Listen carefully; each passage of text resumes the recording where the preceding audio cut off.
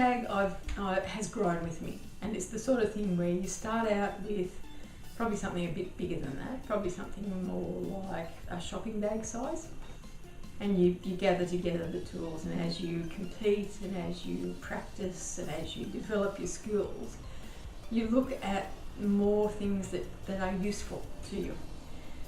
And the more things that you have, the bigger the bag, and then you get to a point where the bag is not worth carrying around. The bag is just your toolbox that you use when you're practicing and preparing for a competition. And I'll talk more about competition work because that's my focus. The things that I carry separate to the bag are my water bottles. I'll talk about water bottles.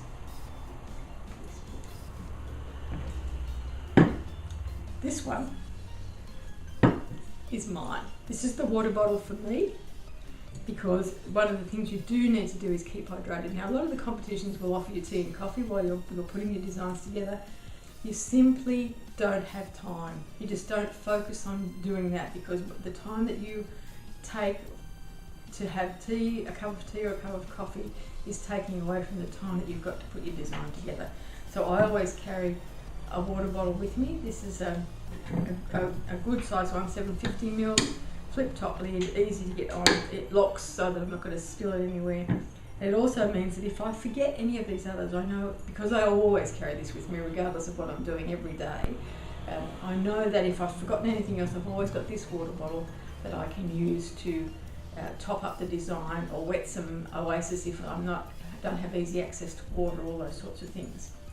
So if not my personal water bottle, then I will have these other water bottles. Now, I started out with just the clear one, just the clear spray bottle. Fine, no need to have anything else other than that, and I still use that a fair bit.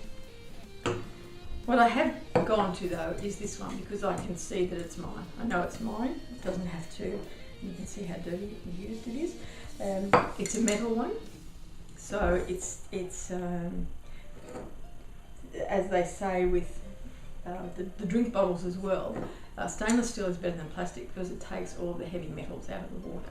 So you're going to get purer water, and that might be a consideration if you're using tropical plants or plants that are delicate in some way that you want to look after more so than the ones that you've cut from the garden, which are going to adjust to any kind of water that they're presented with.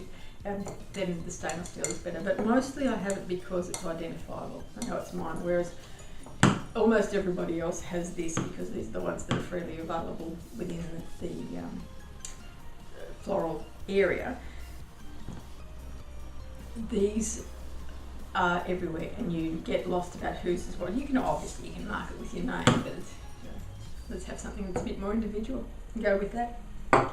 And this one is a really good one for watering your designs once they're finished, once they're in place, and for getting the water into the small vials. So easy to do that way. So it's just a squeeze. Drawback of this, if you're travelling, is that it doesn't seal. So no sooner do you get it somewhere than it goes on its side, or something presses against it and the water comes out nice and freely. So just be aware of the drawback of that one, but it is a useful one. The other thing that you can use, which I don't because I don't use a lot of the smaller vials, is a syringe with a long hose for putting the water into small places within your design. So we might have a look at that another time. One thing I forgot about the small bag is that you have so many other things that you've got to carry into a competition that this one obviously doesn't have a shoulder strap, so I actually have to tuck it under my arm, or I have to carry it in my hand or put it into something else. So I have now found for myself something that again is identifiable, because you don't want to have things that you have to search to find. But this is obviously going to be something that nobody else has got, so it's my new to me anyway, because I came from a charity shop. My new bag for my competition work. Identifiable, good size, I can get that bag, this bag into it, as well as some other bits and pieces if I need to. It would also mean I could probably get my personal stuff into it as well, so that I wouldn't need necessarily to be trying to carry a handbag as well. Because again, that's something that is an issue at a competition. You don't want to be just have a look here if I can feel something in there. I don't remember putting in there. But let me go back. Competition. Interesting. Not mine. Tissues. Handbag. That's what I was talking about. Stay with you. When you go into a competition, you've got a stack of stuff that you're carrying and a stack of things that you're thinking about. So having to worry about where your handbag is, and if I talk about the World Championships, 630 other people who you don't necessarily know who are around in the same hall as you, plus the stewards, plus the ancillary staff. So rather than worry about where your handbag is, have something that is a multi-purpose item that is easily identifiable as yours, that you know you'll keep close by you, that it doesn't look like a handbag necessarily to anyone who's watching. Okay, let's look at the major bag, the tool box, I'll have to call it from now on, because this is not a bag that I carry with me to competitions anymore, unless it's a competition that is over a long period of time.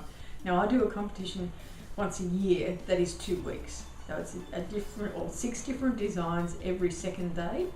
So I end up, or minimum of 6, I end up doing between 35 and 40 designs over that 2 week period. So, and it's away from where I live. So I don't necessarily come back to my home base more than once or twice during that period of time, because it's an hour and a half drive each way. So I do take the big bag with me, because that's my toolbox. It's my expanded version of the small one. So let's have a look at it. And as you can see, it's massive and it's heavy. It is, as a basis, as the bag, it is a tradesman tool bag, because it's got lots of nice pockets on the outside. It does zip up when it's not over full, as it is now. Easily identifiable as mine, and it works for me. Now what you need to do is go and have a look at toolboxes and tool bags and see what there is that suits you. Got to be something you can lift, something that looks like it's going to have all the right sort of pockets and places. The thing I like about this is that it stands on its own. It's designed to stand open, so you can get in and out of it nice and quickly with your tools. It's sturdy. It's reasonably waterproof, so it doesn't matter if I spill stuff on it. Outside pockets first of all. Let's go around those. This one is where I keep the tool. This one is where I keep the tape measure when it's not in the other bag, so that I know always that this pocket, only thing it has in it is the tape measure. I can always find it nice and quickly and easily. This pocket has all my fine cutting implements. So now these are the standard scissors that you'll see at most competitions. And I don't use them like much, so they're really rusty right now. They're good, but they're probably good just for ribbon and paper. Not as good as my little other ones that I got specially. That one, that's in the wrong spot. It's a paintbrush. I will hide that before you see it. Other colours, these are white, these are florist snips for fine stems. And they could probably all do with a bit of green. Let's do decorative scissors. Now these give a decorative edge to things. They're pretty good on foliage. That's probably all I use it on, foliage, not much else. A couple of knives. This one's my favourite. They're both fruit knives, because they've got a finer, more flexible blade. It's just the short blade, and then the longer, thinner blade for very good for foam. that one because it slices through nice and easily. Little snips, again, just things that over the years either people have given me or I've collected for particular tasks that a lot of them I don't use terribly much. A blade. That's all that's in those ones. So, for me that works, keeping all the cutting implements in one spot and on the outside so that I don't have to go digging through the things that I've got. So that's my other system, is that on the outside, in the outside pockets, I keep the things that I will always want quick access to. The inside has the longer term, more design function things, and I'll show you how they're sorted out. This pocket has nothing in it at the moment because I've actually worn through the base, but normally on that side would be needle nose pliers, and I would have my other pliers on the other end. So at the moment all the pliers are on this end. So, needle nose, standard wire cutters, and that's another blade because it doesn't fit in the other end up there. And some decorative wires. So you can see that at some point I've been in a rush and I've just put things back in, and I should go back and tidy up the bag. And about once a year I'll go through and tidy up the bag and get it into some semblance of order again. So obviously got another couple of pockets there. I can put some more pliers or separate the cutting implements if I wanted to. Back pocket has paintbrushes. Now you might wonder why I've got paintbrushes. This one is obviously a fine one to actually do paint type work. These two are for cleaning up.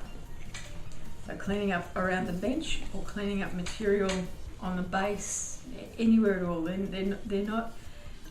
A lot of people use a dustpan and a broom, and invariably I've got a friend that competes with me, and she loses one every competition.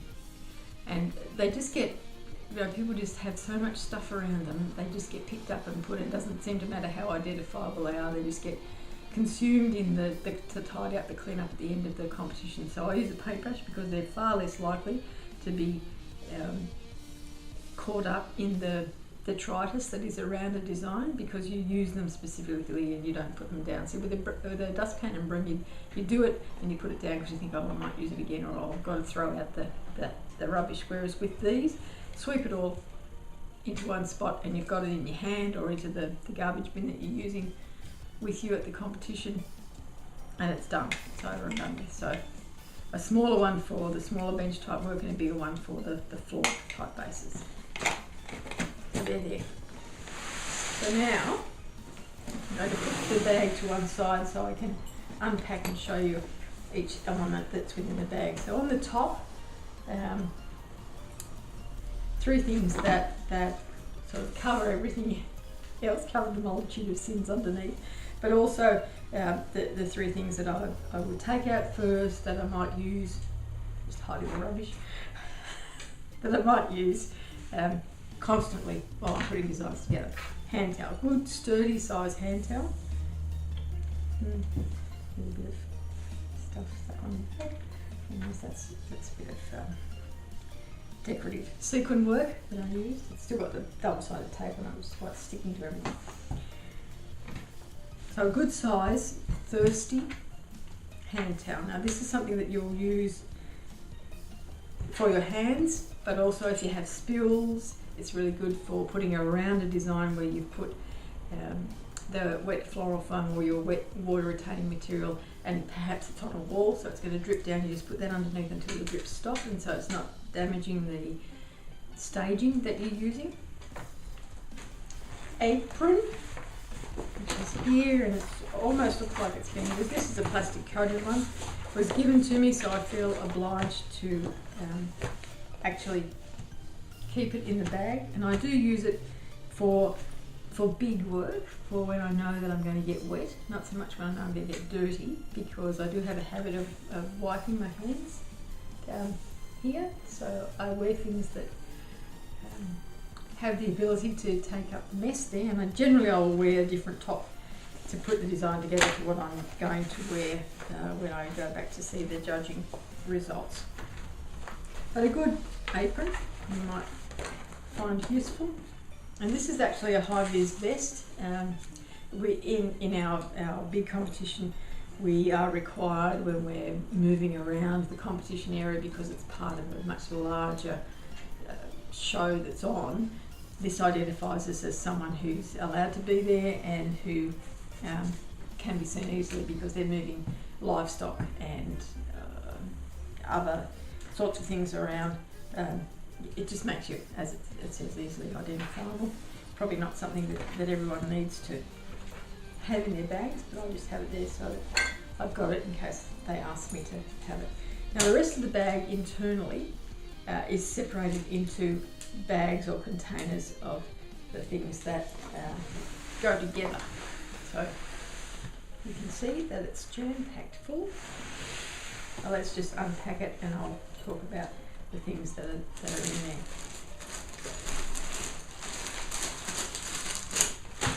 And this is a bag that contains decorative ribbon, paper, raffia, just things that might be little highlights or accents, but all come into the ribbon type category.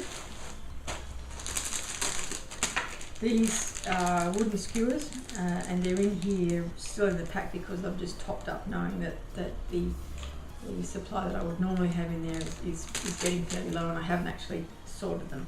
Same with this. This is just a little miniature stand that I carry just in case I need something of that size within a design.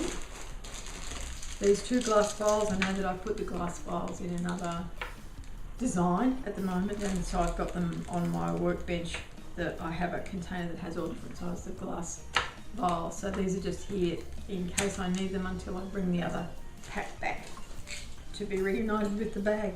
Toothpicks, as I said before, always essential because you can use them for small stem items or soft stem items and still have water come up through into the plant material. These are coloured sticks to quite so they're just little essentially matchsticks that have been coloured, and they would not. What you could do with them is, most commonly what is done with them is to bind them with wire, join them together, and have something that you lay over the top of a contemporary design. So there is the new stock. Balloons. Now these are a couple of sizes of balloons.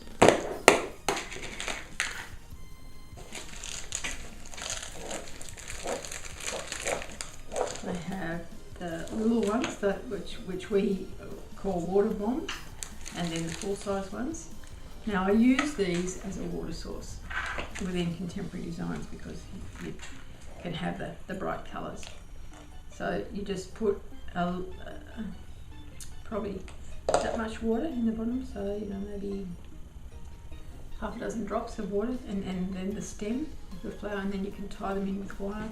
These for more like a small posy or a little bunch of flowers, or the bigger stem stuff into the design.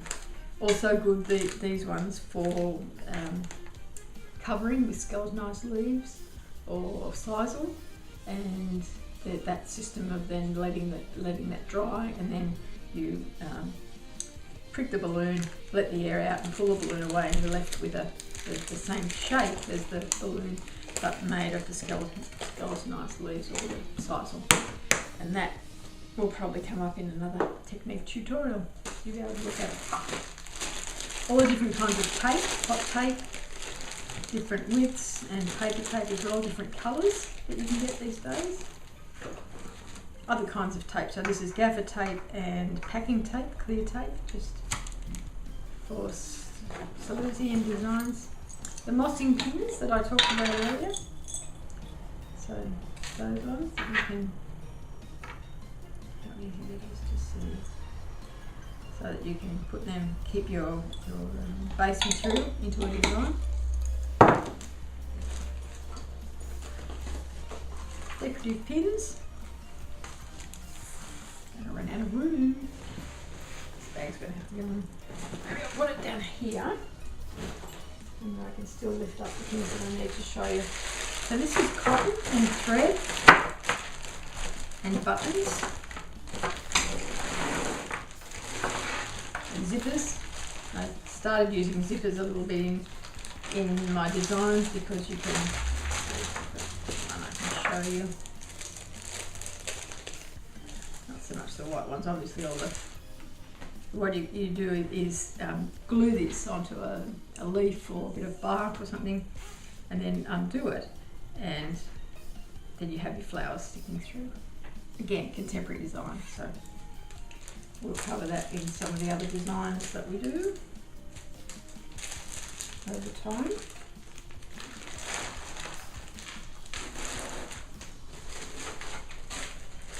This one is, put the hook back down. This one is pegs and clips. You know, hair clips are very good for holding things until they're dry. These are the bendy hair rollers, again good for holding things together until you're at a point where you can join them with wire, or the glue is dried on them for when you're shaping things, and pegs obviously the same deal.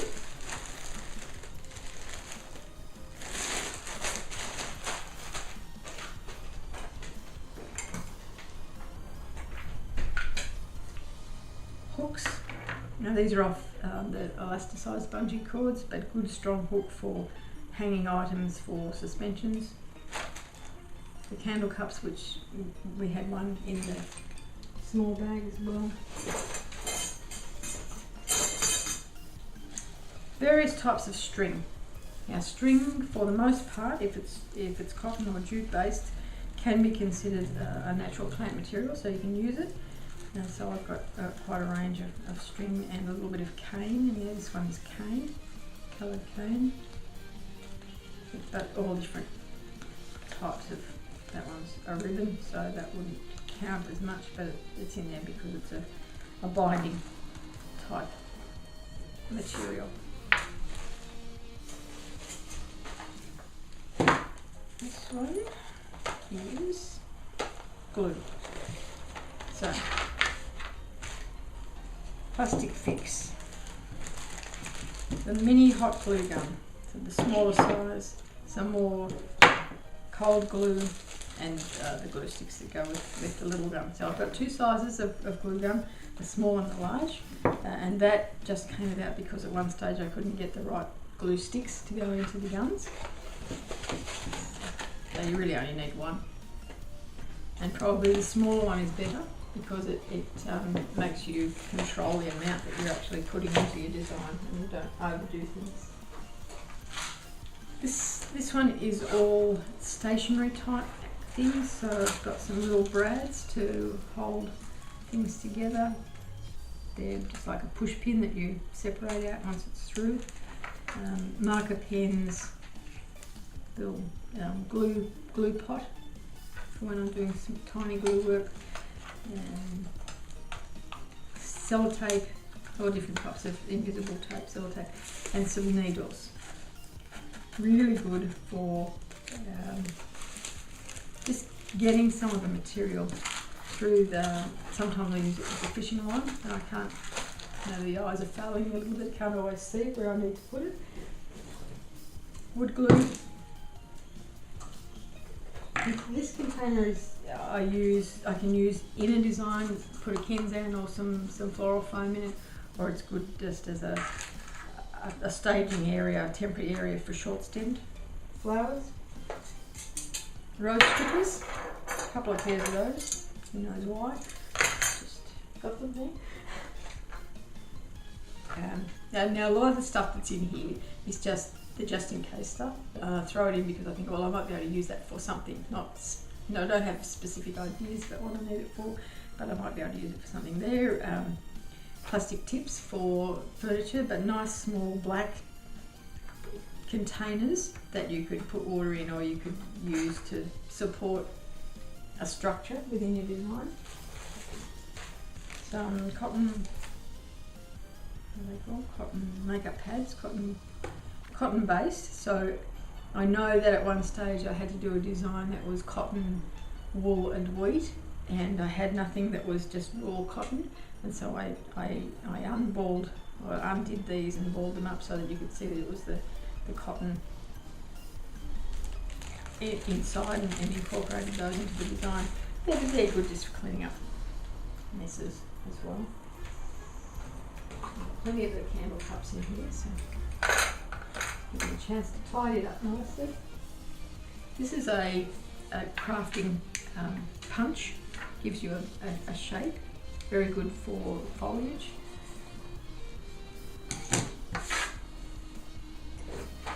Some crayons. Now I talked before about using the crayon, melting them down as a wax base item in your designs, but that's just got a whole lot of different colours.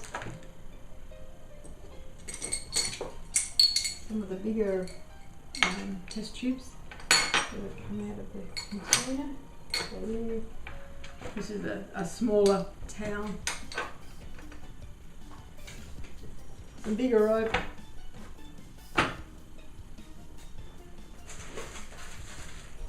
Sandpaper and a sanding tool, for the sandpaper's in there. You can use it for cleaning all sorts of things, as well as sometimes put it into designs for a bit of an edgy contemporary look.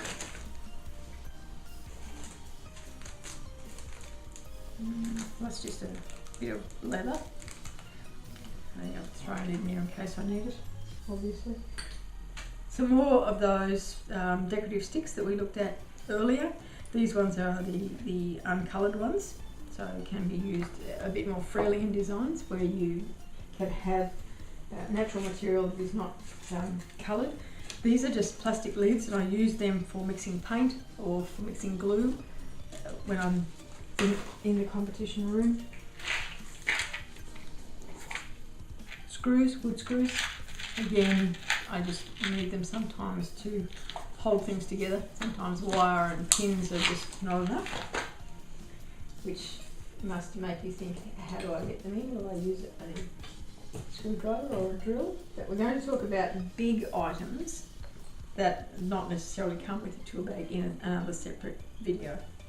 So that'll be more about the power tools that you might find useful. This is a multi-bladed saw, I guess is the best way to do it. You undo the screw there, and I've got a few different blades. They're very, very good for cutting branches, plastic, timber, any description. That's one of the other blades that goes with it. This is a balloon pump for when I actually need to use those balloons. And it's very good for the little ones because they're a bit too small to get in out around. Bit of a wood block. It's got a slit in it which is designed for a card to go in. Sometimes in a design you might have a little bit of a blurb that goes with your design that explains what you've done, or is a bit of poetry if it's about a poetry title or artwork or anything else that might be of information, so that just sits nicely to be able to put the paperwork into it and adds to the presentation. A pair of heavy gloves. These are industrial ones. You can see how well used they are, and I use them mostly for handling rocks and the larger bits of timber, just so that I don't lose the sensitivity in the fingers while I'm trying to still do a design. Some stockings, good for tying up, or tights, whatever you like to call them. These ones are the shearer ones, good for tying up things in designs, or for covering test tubes for something that's a little bit different. Not a natural material, obviously, so you're going to have to watch the rulings on those. Some more pegs, another blade for the saw, another little mixing container. These are things that have just come loose out of the bit of plant food. Now what I suggest with the plant food, when you do get it, I don't use it a lot, but when I do get it often in with flowers that are given to me, which I appreciate more than you can imagine. And it's one of the things that always surprises me. I guess it's a bit like being a chef, that people don't invite you to dinner. because I do so much with flowers, people don't give me flowers predominantly, and I love getting them. I enjoy getting flowers all the time. You know, I appreciate the flowers and the thought that goes behind them. So I love to get them. So when I do get these, add it to the water that you're using when you're going to soak your floral foam, because what that means is that the added nutrients will come through the foam into the plant material, so it's going to last longer than just soaking in straight water. What's down here? This is a test tube that's been covered in some Chinese silk particularly for a design that required it. These are plasticine, so good for moulding, covering up blemishes on bases, those sorts of things. Not a natural product, so it can't be incorporated into your designs, particularly over plastic vial. Nail polish. Glittery nail polish, green, very effective for highlights on in designs where you can use it. These are just shells and corks and a few hooks. Just again, they're feature or highlight items that I might want to add. This is little things I might want to add into designs. These are more of the same. Just these are a bit brighter, a bit more glittery. So I have a plain and a glitter pack. This is sand, but it's mixed with PVA, so it actually moves. It's dynamic. So I'll show you. So you can mould it. You don't get the. See how it's growing, and it moves, which is good when you do a design, because you can, rather than have to shape the sand and have it too smooth in your design, you throw this in and let it settle into where it wants to be, and it'll just stay in that spot, and so it looks much more natural because you haven't got that smooth edge. Like if you were putting sand in, you'd get the smooth edge to it like that, which you know, if you're using sand in a design, you want it for its texture, because it adds in the texture of the design. So you just throw it. I'll get it nice and smooth so you can see what happens. Now this is available in craft stores. And it's mostly called thinking sand.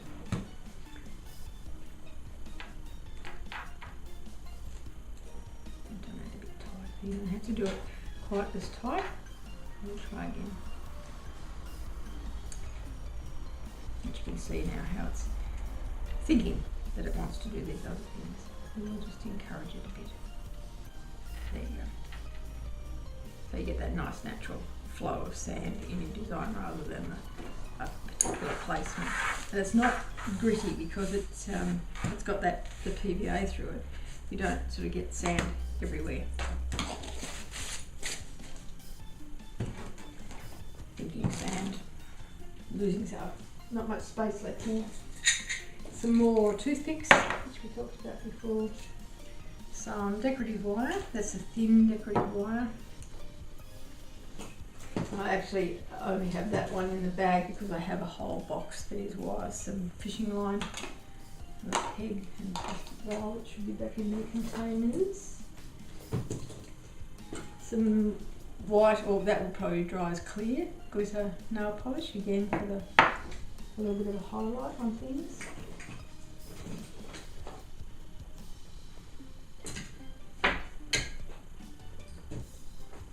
Some ribbon. Some clear glass pebbles, and just to cover, usually to cover up Kenzans or bases in my designs. And again with those, these are just the emergency supply, because I have a whole range of all different colours that I would normally bring with me to a competition. Some more string and a stand. Obviously I use them mostly for plates. But if you've got a design where you've put it on a board and you've forgotten that, you know, lying a board flat on the design bench is not really going to display it to its best ability, perhaps it's a pave or a tapestry or a plaque of some description, this will give you a bit of added height in your design without having to worry about what you're going to do, and it's easy to carry because it goes flat. And this one is obviously for cooking. It's a 5-piece garnishing set, and what it does is give me a whole lot of tools that can give me different shapes and effects, particularly for fruit that I'm using in my designs. So we have the serrated edge, the vegetable peeler, this one which gives you the spiral, corkscrew look, another good little knife, and a nice zigzag edge, or you can, this other end will give you the rounded edge. And again, another little spiraling number. So that's obviously for cooking, for vegetables, but I find it is well worth me having in the toolkit because I use it on foliage, I use it on fruit in my designs as well as the vegetables. And I don't think, I got this as a gift, but I don't think they're overly expensive, and I think, you know, kitchen stores or even the $2 stores probably have them at some point. So that covers the big bag and the small bag. And now you're going to leave me so that I can repack the bag and make it look neat and tidy for next time. Thanks for watching.